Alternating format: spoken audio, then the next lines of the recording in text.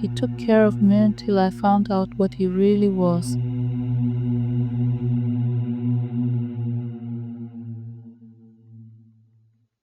You ever feel like the universe throws you a bone just when you're about to give up? That's how I felt when I met Jeremy. I'd been on dating apps for years. It started off like a game. Swipe left, swipe right, unmatch, unlead, delete, reinstall. At first, it was even kind of fun. This illusion of endless possibility, like there was a lottery ticket out there somewhere with my name on it. I got addicted to the potential. But the novelty wore off fast. The dates blurred together. Drinks, awkward small talk, fake laughter, and then that inevitable, quiet disappointment that settled in my chest on the ride home. Sometimes they'd text again. Sometimes they ghosted. Either way, it rarely went beyond the second date. There were patterns, too. Men who pretended not to notice my body, like ignoring it made them better people. Others who were too enthusiastic, who said things like, "I've always had a thing for big girls," as if that was a compliment. And then there were the ones who wanted to fix me, suggesting diets, gym memberships, just trying to help. Those were the worst. I wasn't bitter, not really, just tired. Tired of being a box to tick. Tired of the way people smiled at me, like I should be grateful they even looked my way. I started to believe maybe I wasn't meant for love, not the real kind. Anyway, maybe I'd missed my shot. Maybe this was just it. Then Jeremy messaged me. His profile didn't scream anything. No shirtless mirror selfies. No 6 foot tall if that matters bullshit. Just him, holding a sleepy golden retriever in one arm and a cup of coffee in the other. His bio was a goofy pun about dead jokes and cinnamon rolls. It made me laugh. Actually laugh, not just the tired puff of air I usually gave to try hard bios. His first message wasn't a flirt. It wasn't a comment about my looks or my curves or some stupid emoji with tongue out and sweat droplets. He asked, "What's your most irrational fear in a horror movie?" I replied instantly, "Ceiling vents. I always imagine something silently crawling through them while everyone's focused on the basement." He sent back, "Yes. People forget about the ceiling. The ceiling never forgets." We were off to the races after that. We messaged for days. Hours-long conversations about horror movies, weird dreams, childhood snacks, worst date's favorite smells. Then came the late-night calls. His voice was calm, deep but not aggressive, comforting. I felt like I could tell him anything. The first time we video chatted, I'd just gotten out of the shower. My hair was wet, no makeup. I warned him I looked like a drowned possum. He laughed and said, "I love possums. Fierce little trash queens." Within a month, I was falling hard. Jeremy was gentle. That's the word that always stuck in my head. He didn't try too hard. He didn't make me feel like I had to prove anything. He remembered things I told him in passing. A stuffed toy I had as a kid. The scent of my mom's banana bread. He'd bring them up days later, casually. Like that mattered to him too. And he never ever made me feel ashamed of my body, not once. The first time we met in person, I was so nervous I nearly cancelled. I stood by the door, coat in hand, mentally rehearsing excuses. But something told me not to run. And when I saw him in the parking lot, that familiar golden retriever of a smile, I felt my ribs loosen a little. He hugged me like he already missed me. He didn't flinch when I leaned into him. Didn't scan me head to toe like other men had. He looked me in the eyes, said, "You're even more beautiful in person." We spent the whole day together. Coffee, bookstore, park walk, dinner. We laughed until our stomachs hurt. And when he kissed me goodnight, it wasn't rushed or hungry. It was soft, sincere. We started spending almost every day together after that. He cooked for me constantly, thick stews, creamy pastas, sweet buttery pastries in the mornings. He'd always say it made him happy to feed me, that it was his love language. And honestly, I loved being cared for like that. I felt wanted, safe, full. He started staying over more. At first just weekends, then a couple nights a week, then I gave him a drawer, then a key. After 2 months, he officially moved in. I know what you're thinking. Too fast. And yeah, maybe it was.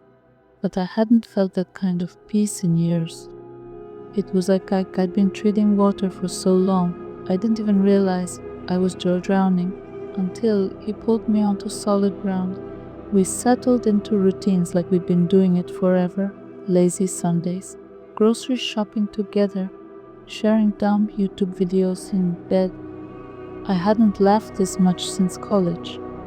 I remember looking over at him one night while he was carefully ladling soup into 2 bowls and thinking, I could grow old with you.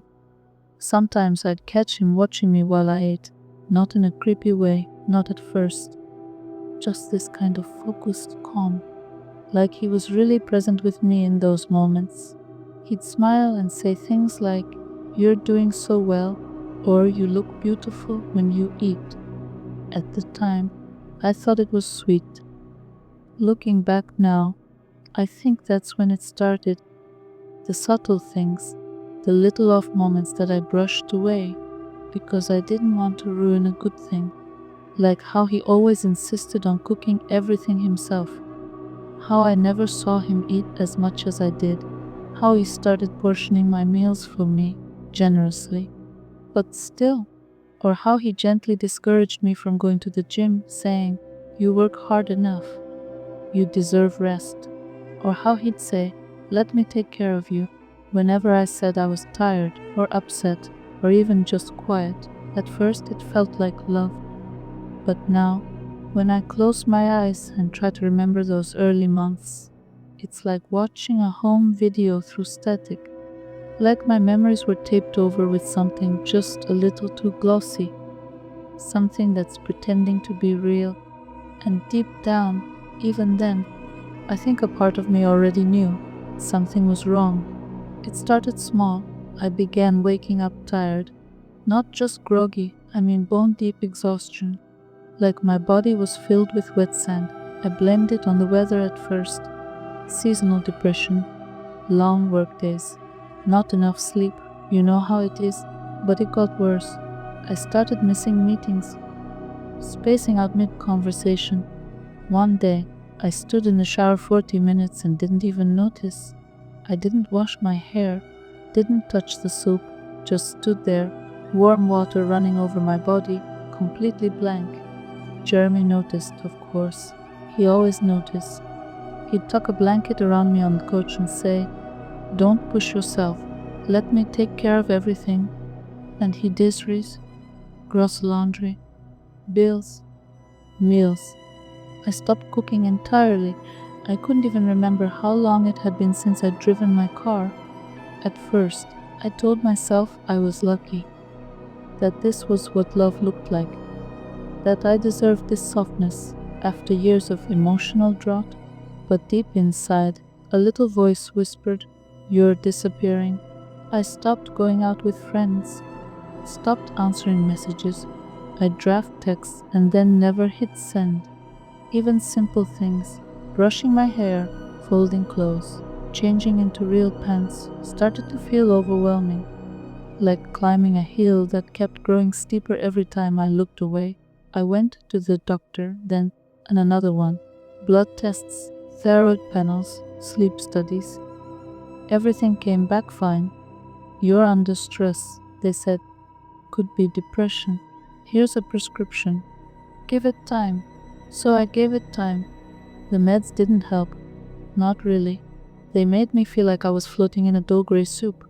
No peaks, no valleys. Just nothing. I was still tired. Still heavy. Not just in body, in being. But Jeremy was always there. He'd stroke my hair while I dozed on the couch. Whisper that he was proud of me for resting. He made me hot chocolate with extra marshmallows.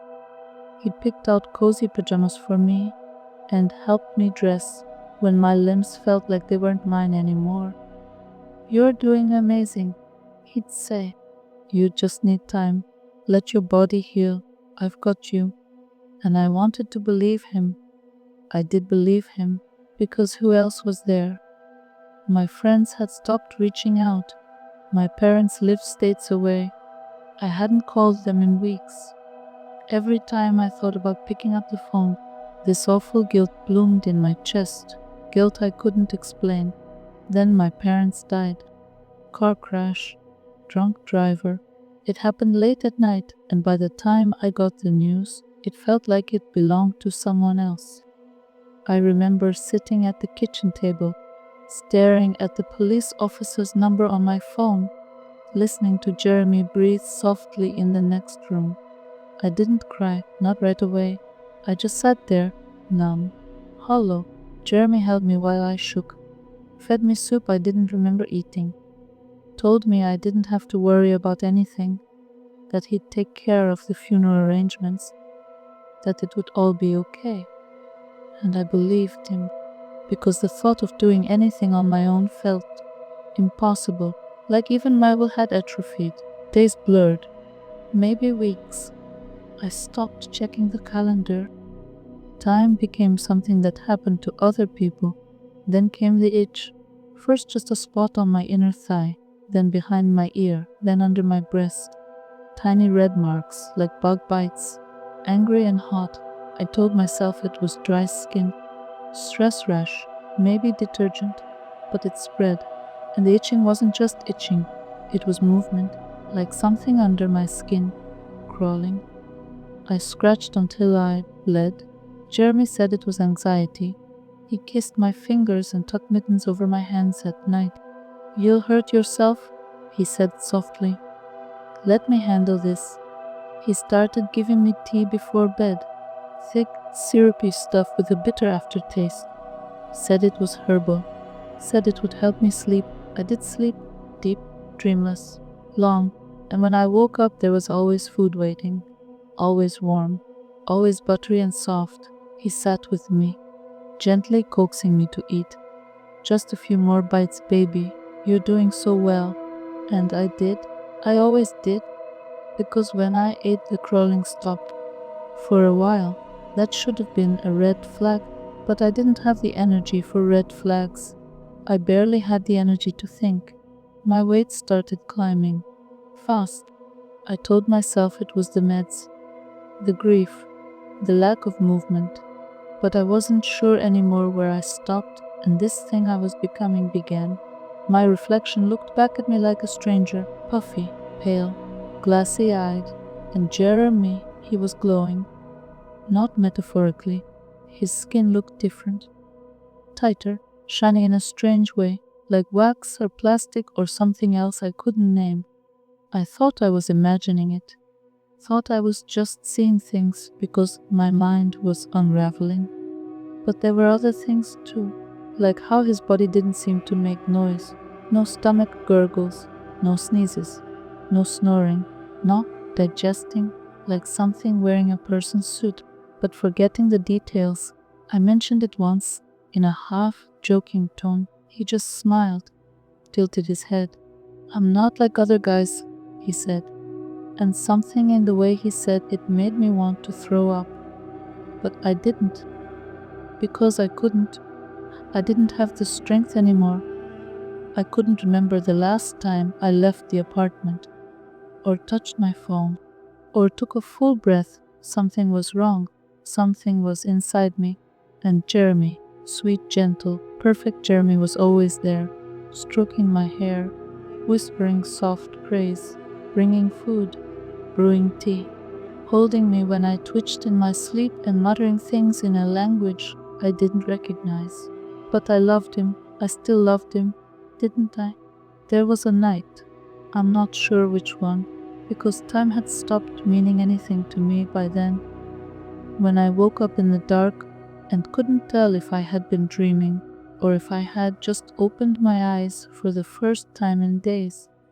The room was silent except for the distant hum of the refrigerator and the faint, rhythmic sound of Jeremy's rising and falling beside me. Only it wasn't breath, it was something else, something wet, a sort of undulating, sticky rasp, like air moving through a throat that wasn't built for it. I laid perfectly still, heart stuttering, every cell in my body suddenly screaming for flight, even though I couldn't move. My limbs felt like concrete, too heavy, too full, as if something had bloomed inside my bones and settled there, growing slowly and deliberately, feeding on me from the inside. I didn't dare turn to look at him. I kept my eyes locked on the ceiling, where shadows shifted in a way that felt wrong, like they had their own slow pulse. Eventually, the sound stopped, just stopped, and I must have fallen asleep again or blacked out because when I opened my eyes, it was morning, and Jeremy was already in the kitchen, humming softly and cracking eggs into a pan. The smell of breakfast made my stomach twist violently, not in hunger, but in revulsion, my body preparing for something primal and urgent. But I said nothing, I smiled and sat. I ate, and the crawling under my skin faded, just enough to make me doubt it had ever been real. That day, I finally tried to call for help. I waited until Jeremy went out. He said he was picking up some special ingredients for dinner, and the moment the door closed behind him, I dragged myself out of bed, gripping the doorframe for balance. My legs shook beneath me, swollen and unsteady, as though they were no longer built to hold me. It took everything I had to get to the kitchen table where my phone sat, buried under unopened mail and a thin film of dust. When I picked it up, it was dead. I stared at the black screen like it was a bad joke. I couldn't remember the last time I charged it. I couldn't even remember the last time I touched it. I couldn't remember anything. My legs gave out. I slid to the floor, my cheek pressed against the cold tile, and I thought, this is it. I'm done. I'm already gone. Whatever I was, it's over. But I wasn't alone. I heard it then, the soft skittering sound from behind the walls. Not mice. Not pipes. Something faster, with legs, many legs. They moved in short bursts, as if they were listening, waiting to hear when I noticed them. I don't know how long I lay there. Eventually Jeremy returned. His arms were full of bags, and his eyes lit up like he'd just come home to a waiting wife and warm fire, not a swollen, half-delirious woman collapsed on the floor, too weak to speak. "Oh, sweetheart," he murmured, kneeling beside me. "You pushed yourself too hard. You're not ready yet." I wanted to scream. I wanted to claw at his face and ask him what was happening to me, what he was doing to me, what I had become. But my voice had disappeared. My muscles wouldn't obey me. I could only weep silently as he carried me back to bed and kissed my forehead like a child. That night, I didn't sleep. I pretended to. I kept my breathing even, my eyes shut just enough to make it look real. And I waited. It was close to 2 a.m. when I felt him move beside me. Purposeful. I heard the blankets shift, heard the faint stretch of fabric as he slipped out of bed. Then silence, except for a new sound. A clicking, a dry, rhythmic twitching, like mandibles rubbing together. I opened my eyes just enough to see him standing by the window. Except it wasn't him. Not really. His shape was all wrong, too tall, limbs too long, shoulders sharp and high like a mantis. His skin shimmered, segmented, translucent in the moonlight. His head turned slightly, and I saw something emerge from his back, thin, branch-like appendages that bent and quivered independently. And then I saw what he was holding, a long needle-like tube. He turned toward the bed, toward me, and I let my eyes close completely, trying to slow my pulse, trying to become the nothing I already felt like. I didn't see what happened next, but I felt it, a sharp pressure, low in my abdomen, A prick, a sting, then a spreading warmth like warm oil leaking into my veins. My breath hitched just slightly, and he paused. I felt his hand on my cheek. So brave, he whispered, "You're doing so well." And then darkness took me. When I woke up again, I could no longer sit up on my own. The skin across my stomach was taut and sore, hot to the touch. I couldn't stop scratching. I'd wake up with blood under my fingernails, deep grooves across my thighs and belly. I told him I needed a doctor. He told me doctors wouldn't understand. "They'd try to hurt you," he said. "See, wouldn't see what you're becoming." But I do. I see everything. I cried. I begged. And he held me, rocked me, fed me spoonfuls of thick, bitter broth that tasted like metal and rot. The days that followed were a blur of dreams and half-dreams. I saw things in the corners of the room, things that vanished when I turned my head. I heard buzzing at night, felt the walls pulse with breath. My skin began to split in places, tiny hairline fissures that wept clear fluid and smelled like damp earth, and beneath them movement, small, persistent, like bubbles rising in dough. Sometimes I could feel them shifting. They were alive, and they were inside me. But by then, I was too tired to care. There's a kind of quiet that only exists at the end of something. It isn't peace. It isn't even numbness. It's the stillness of a room where no one is coming back. The air turns heavy, dense, like it knows there's nothing left to witness, like it's folding in on itself. That's what the last few days felt like. If they were days at all, lying in the same bed, in the same soft light, curtains forever drawn, no clocks, no voices, no world beyond the few feet between me and the wall. I couldn't lift my head anymore. My arms had become foreign objects, too soft and bloated to obey. My legs had vanished beneath the weight of my body, the weight of everything growing inside me, the pressure building under my skin like something coiled, waiting.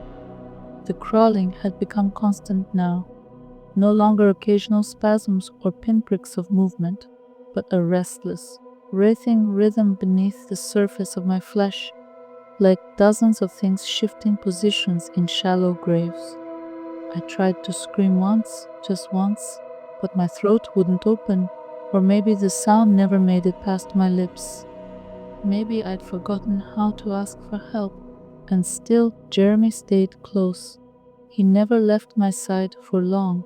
He would sit beside me on the edge of the bed, fingers trailing softly across my forehead, speaking to me in that low, lilting voice that no longer sounded entirely human.